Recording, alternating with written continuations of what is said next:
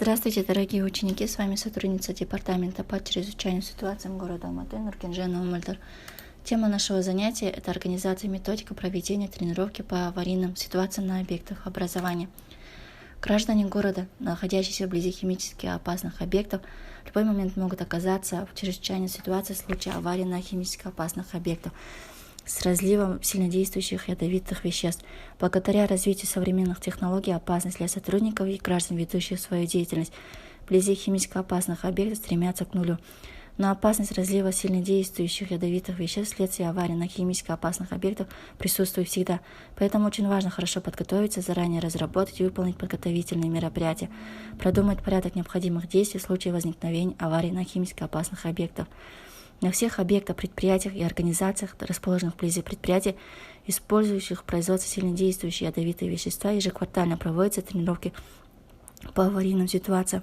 Целью проведения тренировки является проверка готовности школы к выполнению мероприятий гражданской обороны и чрезвычайной ситуации при возникновении аварий на химически опасных объектах, использующих в производстве сильнодействующие ядовитые вещества.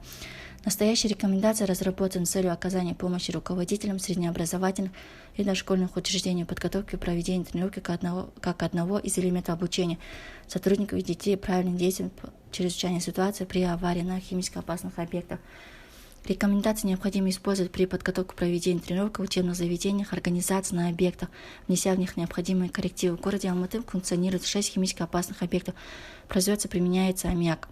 Организационно-методическая подготовка. Для того, чтобы приступить к тренировке, необходимо принять меры, способствующие ее качественному проведению. Первое – это необходимо изучить схему удаления химически опасных объектов от здания организации. Второе – подготовить и вывесить на всех видных местах, этажах схемы эвакуации, на котором за каждым классом закрепить путь движения из здания школы на установленной организации пункт сбора в случае возникновения чрезвычайной ситуации и определить на нижнем и верхнем этажах помещения класса для размещения учащихся, если будет принято решение об укрытии учащихся в здании школы. Третий – коридоры, проход, лестничная клетка, аварийные выходы полностью освободить от различного имущества, держать их свободно в рабочее и учебное время. Аварийные двери должны быть открытыми. Четвертый – начальник штаба гражданской обороны школы должен установить и постоянно поддерживать контакт со штабом гражданской обороны химически опасных объектов, при аварии которых возможно возникновение чрезвычайной ситуации в районе школы, вид, количество сильнодействующих ядовитых веществ, территория, подтвержденная загрязнение, реально имеющая средства оповещения. Пятый – подход к пожарному крану, огнетушителям и электротрубильнику должны быть постоянно свободны. Назначить лиц, ответственных за отключение электротрубильнику, закрытие крана перед экстренным выходом здания. Утром в день проведения тренировки дежурный преподаватель должен выяснять направление приземного ветра на текущий день. Шестое – установить в школе сигналы, способы доведения до преподавателя учащихся. Для герметизации помещений класса заготовить ветошь, пленку, лейкопластик, бумагу, газеты, клей, емкость для воды 5-7 литров, ножницы и другие. Восьмое – для изготовления ватно-марлевых повязок заготовить марлю, вату, соду, пищевую, лимонную, борную кислоту. 10. Учеников старших классов по 4, 5, 6 человек закрепить за начальными классами для проведения работ по герметизации помещений класса при укрытии в здании школы. 11. Также необходимо обновить информационный справочный стенд, как действовать в случае аварии на химически опасных объектах с выбросом сильнодействующих ядовитых веществ. Подготовка к проведению тренировки. Подготовительный период. Разрабатывать приказ о подготовке проведения ТАСС. План проведения тренировки. Частный план заместителя посредника. Приказ издается не поздно, чем за месяц до проведения тренировки. В нем определяется день и тема проведения тренировки, состав учеников, ответственных лиц, порядок и проведение, сроки проведения тренировок в классах, материальное обеспечение, меры безопасности. Приказ разрабатывается начальником штаба гражданской обороны, подписывается начальник гражданской обороны и доводится до исполнителя заблаговременно.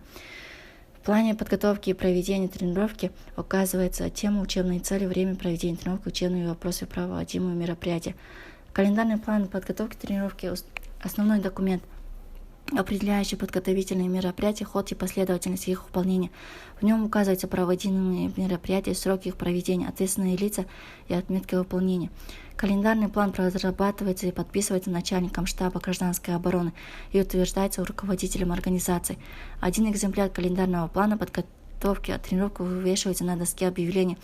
Далее ход тренировки излагается в виде таблицы, которая указывает порядок и содержание руководителя, работы руководителя, содержание вводных распоряжений и возможные действия обучаемых при отработке учебного вопроса плана подготовки а также проведение тренировки разрабатывается штабом гражданской обороны, подписывается начальником штаба гражданской обороны, представляется на утверждение начальника гражданской обороны не позднее, чем за 20 дней до ее проведения. Перед проведением общей тренировки во всех классах, группах проводятся занятия по отработке действий учеников при аварии на химически опасных объектах. Инструкция для учащихся и педагогов по правилам проведения тренировки по аварийным ситуациям на объектах образования. В день или накануне проведения тренировки руководитель на совещании заслушивает ответственных лиц о готовности к ее проведению. Со всеми должностными лицами согласуется и уточняется время, порядок доведения и содержание учебно-выводных распоряжений на отработку практической части тренировки. Перед началом тренировки заместители руководителя должны находиться на закрепленных за ними местах. По установленному в учебном заведении сигналу начинается практическая часть тренировки. В приложении номер 5 в разделе «Практические действия преподавательского состава и учащихся» при проведении тренировки проводятся два варианта проведения тренировки А и Б. На каждой тренировке целесообразно отрабатывает действия по одному из них. Подведение итогов тренировки. Разбор проводится с руководителями структурных подразделений, на котором руководитель организации заслушивает заместителей, посредников, подводит итоги общей тренировки, анализирует действия руководителей структурных подразделений, сотрудников, формирования и учеников по ходу тренировки, дает рекомендации по устранению выявленных недостатков, определяет время руководителям структурных подразделений для проведения частного разбора и дополнительных занятий, частных тренировок. О результатах проведения тренировки руководитель организации издает приказ, представляет в территориальное управление по ЧС и вышестоящий отраслевой орган управления отчет донесения, в котором указывает дату, тему тренировки, учебные вопросы и цели в качестве их отработки, количество участвующих людей, положительные стороны и недостатки, выявленные в ходе нее, намеченные мероприятия по устранению недостатков и другие вопросы, связанные с улучшением качества ее проведения с подтверждающим фото и видеоматериалами.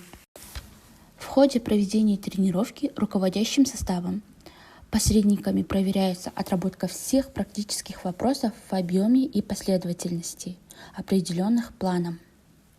Начальник ГО учебного заведения на основе личных наблюдений за действиями преподавателей и обучаемых, а также докладов заместителей, посредников готовит материалов для подведения итогов.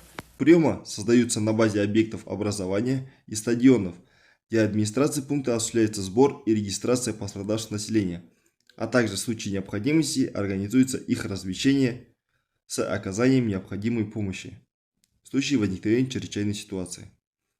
Для удобства все пункты приема размещены на картах 2GIS Алматы, а также на сайтах ДЧС и акиматов города и районов с указанием наименования и адреса организаций, на базе которой создан пункт приема. При развертывании пункта приема останавливается процесс очного обучения. Администрация пункта размещается в выделенных для них помещениях согласно схеме, утвержденной первым руководителем организации, то есть в нашем случае это директором школы, и готовится к приему населения. А именно, разворачивается пункт, подготавливаются помещения для приема населения, вот выделены как раз и согласно схеме, и так далее. Службами гражданской защиты, в свою очередь, напомню, что у нас их в городе Алматы 17, организуется поставка необходимых продуктов и товаров для обеспечения временного размещения граждан. То есть это у нас что является? Продукты питания, товары первой необходимости, такие как личной гигиены и элементарно вещей. Вот. По части первого вопроса с вами занятие завершено. Следующий вопрос у нас номер 2. Это подготовка к землетрясению. 13 мая 2021 года постановлением правительства Республики Казахстан Кокштаускому техническому институту Министерства по чрезвычайным ситуациям присвоен статус Академии гражданской защиты имени Малика Габдуллина. Академия является единственным высшим учебным заведением в нашей стране, где осуществляют подготовку будущих спасателей и сотрудников гражданской защиты.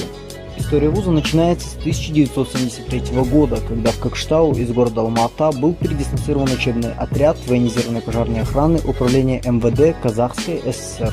В 1997 году учебное заведение переименовано в Кокштауское техническое училище комитета РК по ЧС. В 1997 году был произведен первый набор курсантов на полный цикл обучения по программе высшего профессионального образования. С 2003 года на постоянной основе курсанты и офицеры Академии направляются на обучение в учебные заведения МЧС России и Республики Беларусь. В 2009 году состоялся первый выпуск бакалавриата военного дела и безопасности по специальности пожарная безопасность. С 2012 года на базе Академии стали обучаться по специальности пожарная безопасность представители Кыргызской Республики. На сегодняшний день 20 курсантов из Кыргызстана окончили наш вуз. С 2019 года принято решение обучать граждан Таджикистана. С 1997 года в Академии подготовлено около 5000 специалистов высшей квалификации, в том числе 132 выпускника получили дипломы с отличием. Многие из них работают на руководящих должностях. На сегодняшний день учебное заведение ведет подготовку квалифицированных специалистов по 4 образовательным программам: пожарная безопасность, защита в чрезвычайных ситуациях, командная тактическая сил гражданской обороны и пожаротушение, аварийно-спасательное дело. Также ведется дистанционное обучение по специальности пожарная безопасность. Важная роль в учебном процессе отводится активизации познавательной деятельности обучаемых, развитию у них логического мышления, что способствует глубокому и полному освоению материала. В учебный процесс активно внедряются новые технологии обучения с использованием компьютерных программ, позволяющих моделировать различные ЧС. Учебное заведение также имеет хорошую материально-техническую базу. Планируется открытие научно-исследовательского центра при Академии, направленного на развитие научно-технической деятельности. Учебное заведение ежегодно осуществляет набор около 150 курсантов. Курсантам факультета очного обучения по завершению вуза присваивается специальное звание лейтенант гражданской защиты и воинское звание лейтенант. Для дальнейшего прохождения службы они направляются в территориальные органы Министерства по чрезвычайным ситуациям Республики Казахстан. Имидж организации образования формируют его выпускники. Они с честью выполняют свой служебный долг, находятся на переднем рубеже по защите национального богатства от огненной стихии, участвуют в ликвидациях последствий чрезвычайных ситуаций природного и техногенного характера. В ближайшие годы вуз ставит перед собой основные задачи: получить приложение к лицензии на занятие образовательной деятельностью по программе докторантуры, построить новый учебный корпус и общежитие.